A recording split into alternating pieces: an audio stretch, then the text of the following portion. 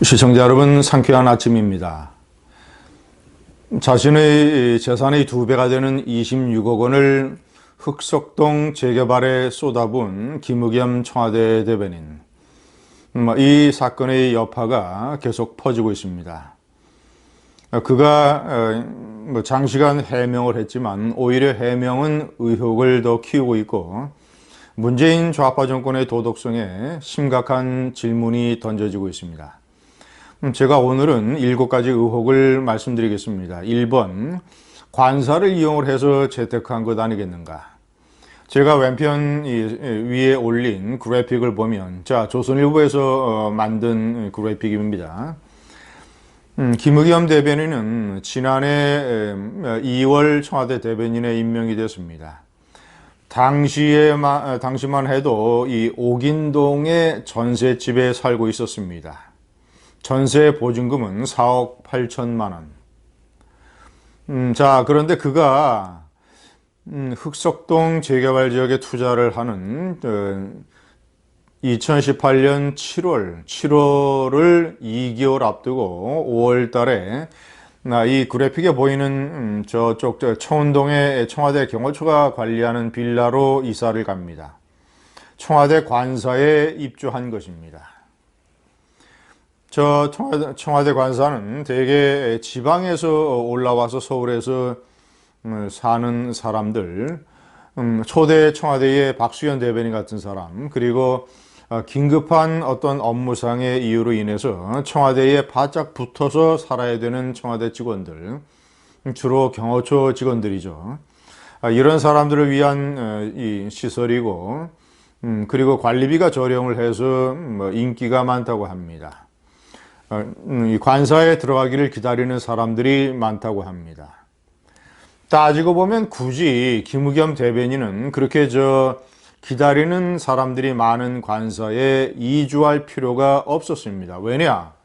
옥인동의 전셋집이나 청운동의 빌라나 청와대와 가깝기는 거의 마찬가지이기 때문입니다. 이사를 가려면 또 불편하고 또 이례적으로 이 전 가족이 이주를 해서 들어갔다고 합니다. 이것은 명백하게 누가 보더라도 2개월 후에 있을 흑석동 재개발 투자를 위한 자금을 마련하기 위해서 전세 보증금 4억 8천만 원을 뺀 것이죠. 그렇다면 김의겸 대변인의 투기는 국민 세금으로 지급이 되는 관사의 특혜를 받은 것이 바탕이 된다고 할 수 있겠습니다. 그래서 관사 재테크라는 말이 나오는 것입니다. 2번, 은행에서 10억 원을 대출한 것. 그가 대출을 받았던 지난해 2018년 5월, 6월, 7월 이 무렵만 하더라도 RTI 제도가 권장되고 있었을 때였습니다. 문재인 정권이 부동산 투기를 잡기 위한 중요한 정책 중에 하나로 RTI라고 하는 것은 이 상가에 대출을 해줄 때 상가의 임대료 소득에 맞춰서 무리하지 않는 대출을 해주는 어떤 한도 정책입니다. 이자 소득 대비 대출. 당시 이 허름한 흑석동 지역의 이 김의겸 대변인이 구입한 상가는 낡고 허름해서 임대료 수익이 그리 많지 않았다고 합니다. 그래서 그 임대료 수익에 맞춰서 대출 한도를 따져보면 권장 한도가 6억 원, 반드시 지켜야 되는 의무 한도는 아니지만 권장 한도 6억 원, 그리고 많은 은행들이 권장 한도에 따라서 대출을 규제했다고 합니다. 그는 6억 원을 훌쩍 뛰어넘는 10억 원을 어떻게 대출을 받았을까요? 3번, 확실한 정보 취득. 언론에 보도되는 부동산 전문가들의 분석에 따르면 자기 재산의 2배가 넘는 2배가량의 완전히 올인하는 저런 식의 투자 내지는 투기를 하기 위해서는 확실한 재개발에 대한 정보를 가지고 있어야 된다고 합니다. 이 사업 시행인가를 받았고 시공사도 정해졌지만 과연 이 재개발 사업이 아무런 문제 없이 예정대로 진행이 될 것인가? 그래서 내 투자금이 안전할 것인가? 이런 식의 확실한 정보가 없으면 저런 식의 올인, 올 코트 프레싱 재테크 투자는 상당히 어렵다고 합니다. 위험한 투자를 과감하게 한 것이죠. 그 과감하게 한 데는 확실한 정보가 있었다고 합니다. 자, 4번. 그는 투기가 아니라고 주장을 합니다. 자, 그는 오랫동안 30년 동안 전세 생활을 해왔다. 그리고 팔순 노모가 혼자 살고 계신다. 장남으로서 언젠가 앞으로 팔순 노모를 모셔야 된다. 자, 그리고 이 청와대 대변인이라 하는 것이 언제 그만둘지 모르고 그만두고 나면 대책이 없다. 집도 마련해야 된다. 그래서 저 흑석동 상가를 사면 나중에 재개발로 아파트와 상가를 분양받을 수 있기 때문에 아파트에서는 노모를 모시고 살고 상가에서는 임대료 수익을 챙겨서 노후 대책으로 하려고 했다라고 설명을 하고 있습니다.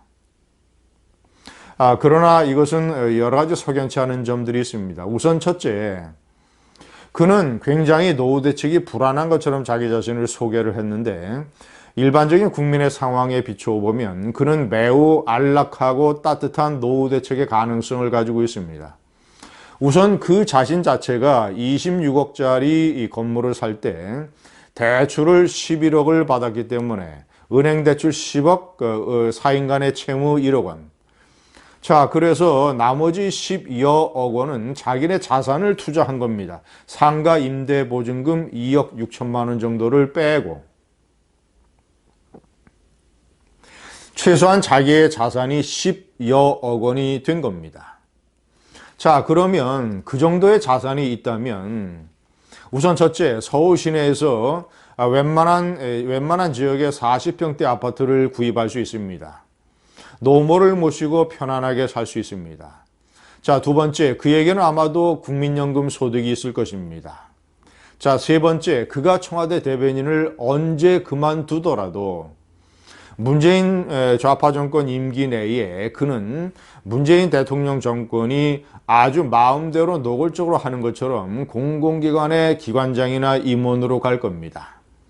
그는 청와대 대변인을 지냈기 때문에 청와대 대변인은 정권의 얼굴이자 입이기 때문에 핵심 요직이기 때문에 청와대 대변인 출신에게는 최소한 공공기관의 기관장 자리를 줄지 모릅니다. 자, 그러면 아무리 연봉이 낮아도 1년에 2억 수천만 원의 연봉을 받는 기관장에 갈 가능성이 높습니다. 아니면 다른 임원이라도. 그러면 3년 임기가 보장이 됩니다. 설사 정권이 우파 정권으로 바뀐다 하더라도 이제 정권이 바뀌면 본인의 의사에 반해서 공공기관의 임원 자리에서 쫓아내는 일이 직권남용에 다 걸리기 때문에 강제로 쫓아냈었기 때문에 그가 원하기만 하면 공공기관 임원의 임기를 마칠 수 있습니다. 최소한 앞으로 3년, 청와대 대변인을 그만두고 나서 3년. 자, 그러면 3년 동안 고액의 연봉을 받는 공공기관의 임원직을 맡게 되면 많은 돈을 저축할 수 있을 것입니다. 자, 그러면 자기는 지금 현재 가지고 있는 자산만 하더라도 서울에 40평대 아파트를 사서 노모를 모실 수 있고 그리고 자신이 언론에 공개한 바에 따르면 10억 대출금을 받을 방법이 있는데 이것은 사적인 일이라서 공개할 수가 없다라고 얘기를 했습니다. 아마도 다른 대중이 알지 못하는 또 다른 어떤 재산의 축적 가능성이 있는 것입니다. 그러면 그는 이 문재인 정권 하에 일반 국민 어떤 사람보다도 따뜻하고 안락하고 안전이 보장된 노후 대책을 가지고 있는 것입니다. 자, 5번 정권의 입인데 도덕성이 완전히 실종이 됐다. 청와대 대변인은 현재 국정홍보처도 없기 때문에 이 정권을 통틀어서 정권의 얼굴이자 입입니다. 국민들 앞에 카메라를 통해서 가장 자주 등장하는 인물. 그가 말하는 이 언어, 그리고 그의 행동, 언행, 그리고 그가 풍기는 이미지. 자, 그리고 그가 재산이라든가 기타 부분에 가지고 있는 도덕성이 정권의 중요한 하나의 표상이 되는 것입니다.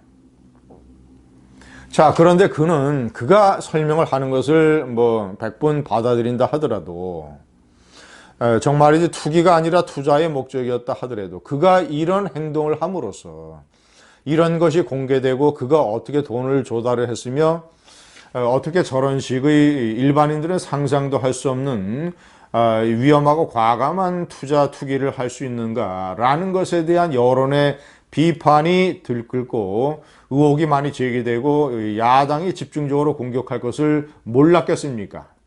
몰랐다면 정말이지 이것은 도덕성의 수준이 제로, 책임감의 수준이 제로. 이것은 이 정도의 정치적인 감각이 없는 사람이 이 정권의 얼굴과 입을 막고 있다는 것은 정권뿐만 아니라 이 국가의 불행입니다. 6번 청와대의 침묵. 문재인 대통령은 웬만한 사건이 터지면 김학의 사건, 장자연 사건, 버닝썬 자신이 나서서 수사 방향을 지시하고 감나라 배나라 참견을 하면서 자신의 턱 밑에 올라와 있는 이 의혹에 대해서는 왜 침묵합니까? 7번 제2의 김기식 사태. 참여연대 간부 출신의 김기식 전 국회의원이 국회의원 시절에 피감기관 예산으로 3천만 원을 써가며 여비서만 하나 달랑 데리고 9박 10일 동안 프랑스, 스위스 등 4개국의 외유를 갔다 온 사건. 이 사건에 관한 국민의 분노가 하늘을 찌르는데도 문재인 대통령은 김기식을 금융감독원장에 쓰면서 감쌌습니다. 옹호했습니다. 결국은 할 수 없으니까 마지못해서 잘랐지만 국민이 비판하고 엄청난 의혹이 제기되고 사법적인 고발까지 이루어지는데 김기식을 싸고 돌았던 문재인 대통령. 김의겸 사태가 제2의 김기식 사태가 될지 모르겠습니다. 감사합니다.